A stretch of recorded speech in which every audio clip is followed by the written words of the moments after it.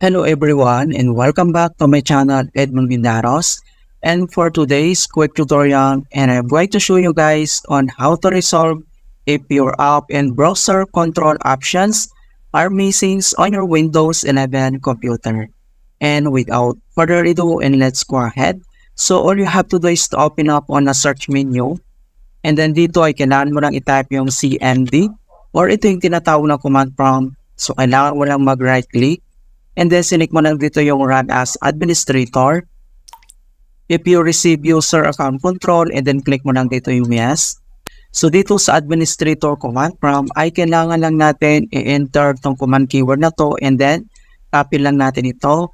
And then lalagay ko to sa description box. So ang next, so copy. And then paste natin dito. And then dito lang sa taas, right click ka lang. And then select mo lang dito yung edit. And then select dito yung paste, and then press mo lang yung enter. And then next command keyword, so copy ulit natin tong next command keyword. So copy, and then dito sa taas, right click, and then select mo lang dito yung edit, and then yung paste, and then press mo lang yung enter. Okay, so ang last command keyword na kailangan natin i-enter dyan, so copy lang natin ito ulit. So copy. And then dito na sa taas, so right click, and then edit, and then yung click mo lang dito yung paste, and then press mo lang yung enter. Right, so after dito, and then close lang natin itong CMD. Dito lang sa search menu, and then type mo lang dito yung Windows Security. And then dito ay kailangan mo lang mag-right click, and then select mo lang dito yung app setting, ito siya. Okay, so click mo lang yan.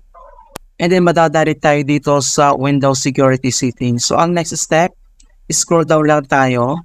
And then dito lang sa reset, if this app isn't working right, so kailangan lang natin itong i-repair. Okay, so click mo lang itong repair, and then wait natin. And then next, if this app still isn't working right, so kailangan lang natin itong i-reset para ma-delete yung apps data. Okay, so click mo lang itong reset. And then pop up ito, so this will permanently delete the apps data. And then click mo lang dito yung reset. And then wait natin. Alright, so after dito sa reset and repair, and then close lang natin tong Windows Security. And then dito lang sa start menu, kailangan lang natin mag-restart. Okay, so ganoon lang po kasimple on how to fix app and browser control options missing in Windows 11. And please don't forget to like this video, subscribe to my channel for more quality content. Thank you guys, and see you in my next tutorial.